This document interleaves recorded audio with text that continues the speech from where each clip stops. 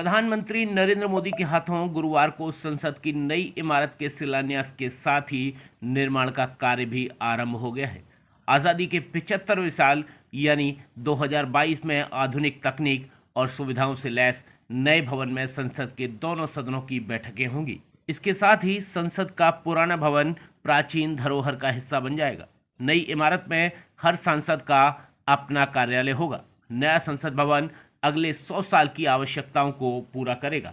नए संसद भवन को कुछ ऐसे बनाया जाएगा कि भविष्य में सांसदों की संख्या बढ़ने पर भी कोई परेशानी नहीं होगी। पुराने संसद भवन की तुलना में नई संसद भवन में ज़्यादा कमेटी रूम और पार्टी ऑफिस होंगे। नई संसद में देश की विरासत, इतिहास और विविधता को दर्शाने के लिए देश के करीब 200 शिल्पकार और कलाकारों के संगठनों को भी जोड़ा गया है।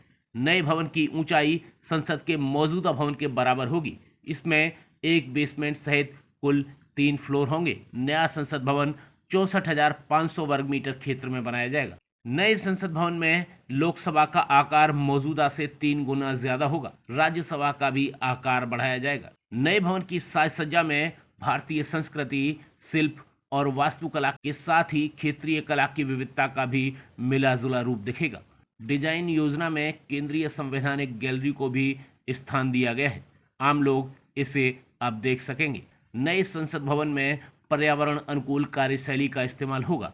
सोलर सिस्टम से ऊर्जा की बचत भी की जाएगी। पिछले दिनों नए संसद भवन को लेकर आयोजित की गई प्रेस कॉन्फ्रेंस में लोकसभा अध्यक्ष ओम बिरला ने कहा था, सांसदों के कार्यालय कक्ष में सांसद के साथ साथ उनके निजी सहायक के बैठने की भी व्यवस्था होगी।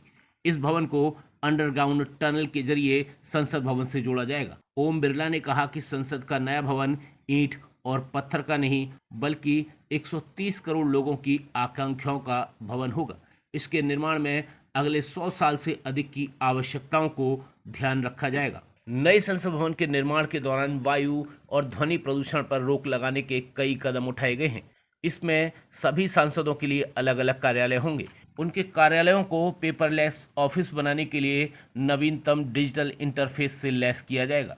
नई इमारत में एक भव्य संविधान हॉल, संसद सदस्यों के लिए एक लाउंज, एक पुस्तकालय, समिति कक्ष, भोजन क्षेत्र और पर्याप्त पार्किंग का भी स्थान होगा। देश के मौजूदा संसद भवन का निर्माण ब्रिटिश काल में हुआ था। इसकी नींव 12 फरवरी 1921 को रखी गई थी। भवन का निर्माण 83 लाख रुपए की लागत से 6 साल के अंदर पूरा हुआ था।